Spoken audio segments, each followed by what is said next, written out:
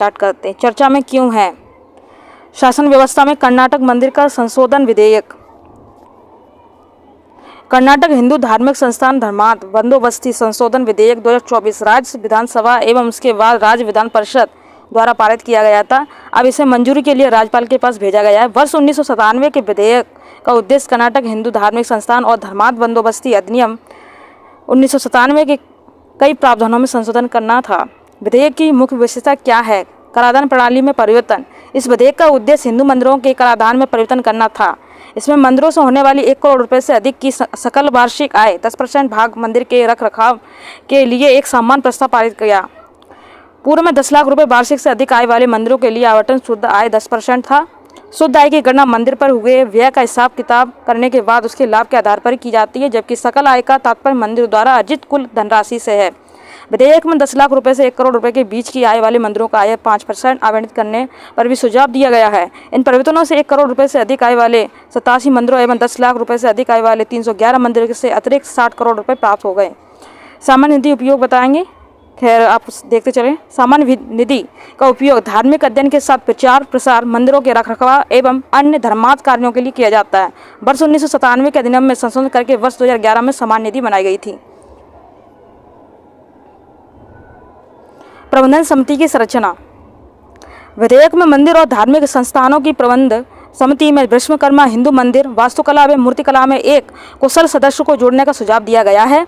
मंदिरों एवं अन्य धार्मिक संस्थान को 1997 अधिनियम की धारा 25 के तहत एक प्रबंधन समिति स्थापित करने की आवश्यकता होती है, जिसमें 9 व्यक्ति शामिल होते हैं, जिसमें एक पुजारी, 2 महिलाएं, संस्थान के क्षेत्र का एक निवासी और साथ ही कम से कम एक अनुसूचित जाति अथवा अनुसूचित जनजाति का एक सदस्य शामिल होता है। राज्य धार्मिक परिषद देखेंगे। विधेयक द्वारा राज्य धार्मिक परिषद को सीमित अध्यक्षों की नियुक्ति करने के साथ धार्मिक विवादों, मंदिर की स्थिति एवं ट्रस्टी नियुक्तियों को संभालने का अधिकार दिया है। इसके अतिरिक्त इसमें वार्षिक 25 लाख रुपए से अधिक आय वाले मंदिरों के लिए बुनियादी ढांचा परियोजना की निगरानी के लिए जिला एवं राज्य समितियों के निर्माण को अनिवार्य किया गया है। विधेयक के संबंध में क्या चिंता है उनके बारे में देखते हैं। विधेयक को भेदभाव के आधार पर भी चुनौती दी जा सकती है, क्योंकि यह केवल हिंदू मंदिरों पर लागू होता है, अन्य धार्मिक संस्थानों पर नहीं। इस विधेयक की संविधान के अनुच्छेद 14 के तहत भी जांच की जा सकती है, जो विधि के समझ, समता और कानून की समान सुरक्षा की गारंटी देता है तथा राज्य की मनमाना एवं अनुचित कार्रवाई पर रोक लगाता है। आलोचकों ने तर्क दिया है कि इस प्रकार का हस्तक्षेप अनुच्छेद 25 के तहत प्रदत्त संवैधानिक अधिकारों का उल्लंघन है। अनुच्छेद 25 में उल्लेखित लोक व्यवस्था, सदाचार, स्वास्थ्य के अधीन सभी व्यक्तियों का धर्म को अबाध रूप से मानने, आचरण करने तथा प्रचार करने का समान हक होगा। अनुच्छेद 25(2) ए राज्य को किसी भी धार्मिक आचरण से संबंधित किसी आर्थिक, वित्तीय, राजनीतिक अथवा अन्य लौकिक क्रियाकलाप का विनियमन अथवा प्रतिबंध करने का अधिकार देता है। इसके अतिरिक्त अनुच्छेद 26 के तहत गारंटीकृत अधिकारों को संबंधित उल्लंघन के संबंध में चिंता व्यक्त की गई है। अनुच्छेद 26 धार्मिक संप्रदायों को अपने धार्मिक मामलों का प्रबंधन करने और धार्मिक तथा धर्मार्थ उद्देश्यों के लिए संस्थान स्थापित करने की स्वतंत्रता प्रदान करता है। यह संभावना है कि इस विधेयक के माध्यम से सरकार द्वारा नियुक्त किए गए राज्य धार्मिक परिषद द्वारा मंदिर के धन और संपत्तियों के संबंध में भ्रष्टाचार तथा कुप्रबंधन को बढ़ावा मिलेगा। विपक्ष के अनुसार यह विधेयक सरकारी अतिक्रमण और मंदिरों का वित्तीय शोषण दर्शाता है। अन्य राज्यों के मंदिर का राजस्व प्रबंधन देखेंगे। तेलंगाना व्यवस्था। तेलंगाना मंदिर राजस्व के संबंध में कर्नाटक की भांति एक प्रणाली का अनुपालन करता है, जहां तेलंगाना धर्मार्थ और हिंदू धार्मिक संस्था तथा विन्यास अधिनियम 1987 की धारा 70 के तहत कॉमन गुड फंड तैयार किया जाता है।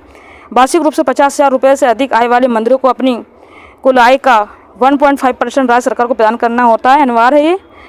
इन विधियों का उपयोग मंदिर के रखरखाव, जीर्णोद्धार, वेद पाठशालाओं, धार्मिक विद्यालयों और नए मंदिरों की स्थापना के लिए किया जाता है। अब हम लोग केरल व्यवस्था के बारे में देख लेंगे। केरल संबंध विषय हेतु एक अलग दृष्टिकोण अपनाता है, जहां मंदिरों के प्रबंधन मुख्य रूप से राज्य द्वारा संचालित देव स्वयं ओम मंदिर बोर्डों द्वारा किया जाता है। केरल में 5 स्वायत्त देव स्वयं बोर्ड मौजूद हैं, जो 3000 से अधिक मंदिरों की देखरेख करते हैं। बोर्ड के सदस्यों को सामान्य तौर पर सत्तारूढ़ सरकार द्वारा नियुक्त किया जाता है, जो अमूमन राजनेता होते हैं। प्रत्येक देवस्वम बोर्ड द्वारा सरकार द्वारा आवंटित बजट के साथ कार्य करता है और राजस्व आंकड़ों का खुलासा करने के लिए बाध्य नहीं है। त्रावणकोर और कोचीन के अतिरिक्त प्रत्येक देवस्वम बोर्ड के तहत मंदिरों का प्रशासन तथा प्रबंधन अलग अलग कानून द्वारा नियंत्रित किया जाता है, जो एक साझा अधिनियम त्रावणकोर कोचीन हिंदू धार्मिक संस्थान अधिनियम 1950 द्वारा शासित होते हैं।